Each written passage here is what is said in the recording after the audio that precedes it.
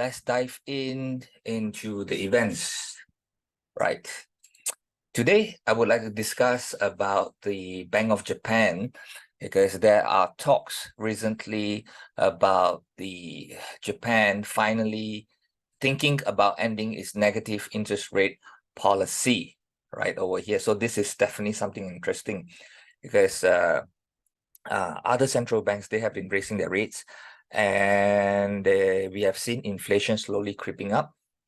We have also seen inflation going past Japan's targeted rate. You know, they said as long as below 2%, they are fine. We have seen data that shows Japan inflation has been over 2% for 16 consecutive months. So why is the Bank of Japan still holding to this ultra low interest rate? Why are they still doing that? Okay, negative interest rate. Why they're doing this? Okay, so today's discussion will be focusing on that. Now, first of all, we need to understand why this discussion is coming up, because the dollar yen is now once again trading in territory where buyers are rather uncomfortable because the yen is too weak, right? So in past reports, I mentioned that the new BOJ Governor Ueda is open to changes in its monetary policy if the situation permits.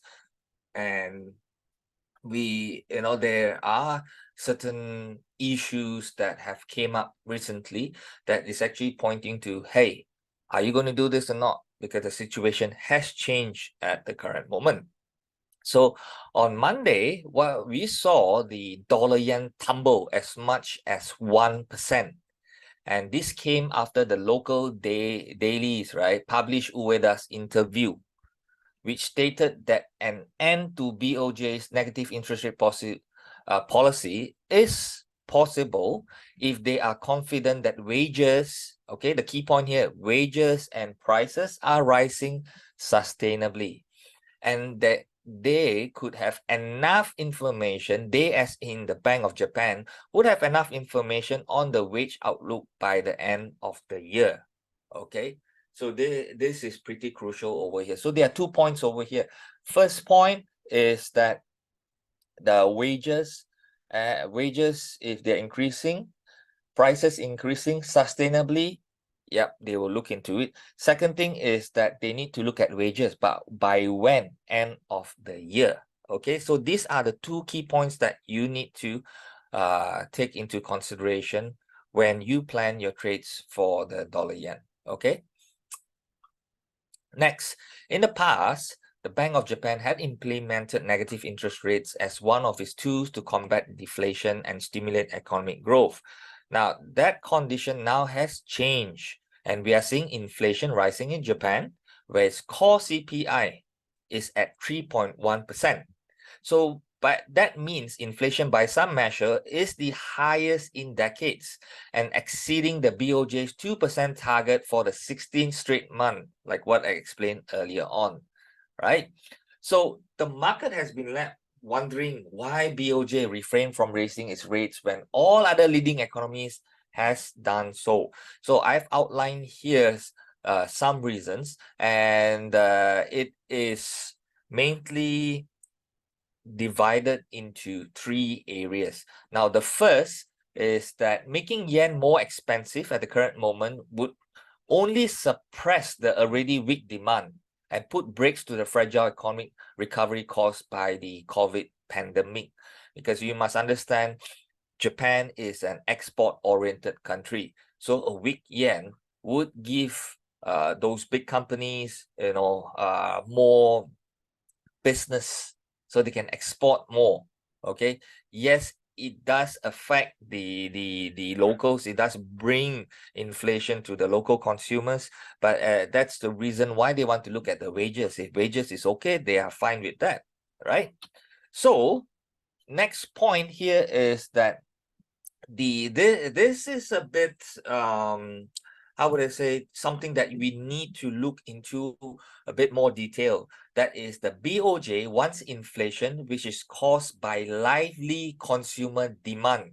Okay, the current inflation, according to BOJ, is caused by a strong dollar and supply shortfalls caused by previously by the pandemic and later the Ukraine war. So they see this more like temporary. They want something more permanent, sustainable, and what's more, they prefer that inflation to be caused by a lively consumer internal demand, not something caused beyond BOJ's control. That is, the war is beyond their control, pandemic is beyond their control, this supply shock is beyond their control, and they also view it that this will one day go away, it is temporary, and then it's back to square one again. That's the reason why they're refraining.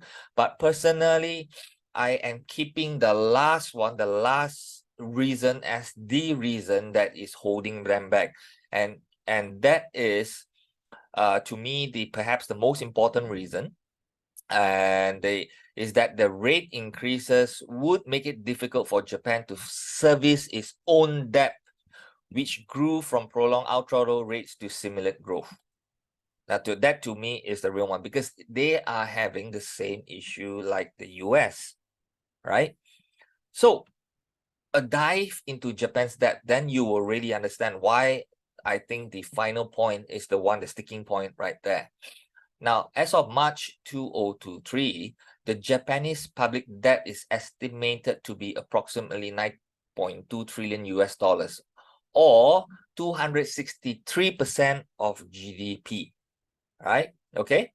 Now, it is double the ratio of US and the highest of any major economies. And also do take note, 43.3% of this debt is held by the Bank of Japan, right? Now, Japan has in recent years provided enormous fiscal support to businesses and households to counteract the economic damage from recent world events. So if BOJ increases its rates, it would further reduce its income and thus affecting the government's budget. Okay, and Japan has spent 22% of its annual budget on debt redemption and interest payments in 2022, thus making even a 1% increase or a 2% percentage point increase in interest rates a very big in Japan context. Okay, it's not that easy for them just to do that. Okay, and the ratio from 22% could actually hit 25% in 2 years' time under the new estimates that reflects the recent rises in long-term interest rates. And to top, the government spending wish list keeps getting longer, like any other developing countries, with the Prime Minister Kishida announcing plans to boost Japan's defense spending. Recently, he has mentioned that, right? After the China's attack on Taiwan, you say Japan wants to boost its defense spending and payouts to families with children. Now, this is not easy. You want to take care of the whole country, you want to print more, it's going to add more and more and more debt right over there. And that's the reason why, to me, that point number 3, whereby the rate increase would make it difficult for Japan to service its own debt, is because of all this. Okay, so as a conclusion, I would make things very, very simple. Now, it's not to say the Bank of Japan won't hike their rates.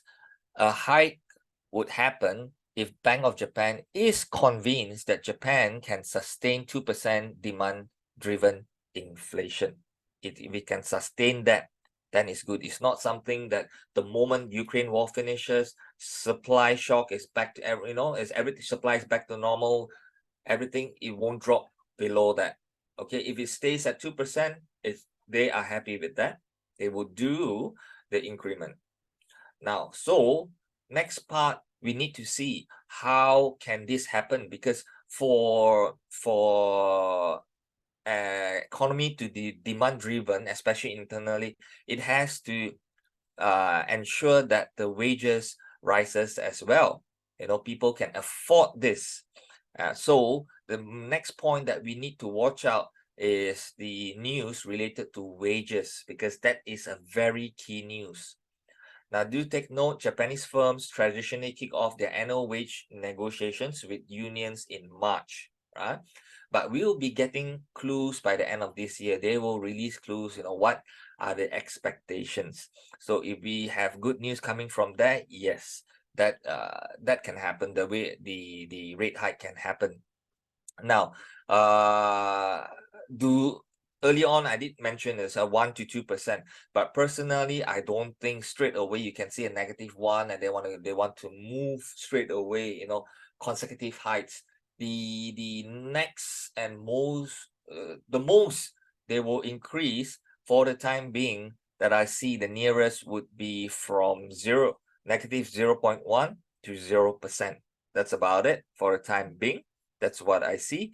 And finally, you must know, when they do this, the priority of the Bank of Japan would be to avoid an abrupt, sharp rise in long-term rates that increases the cost of financing Japan's huge debt, which also means that yield control would still be enforced right here. Okay? So these are the points. The moment all this set, then you will see. Nevertheless, they would not wait until the end of the year. And before you see this, if there are any news coming out hinting of that possible cut is going to happen, you will actually see it in the charts.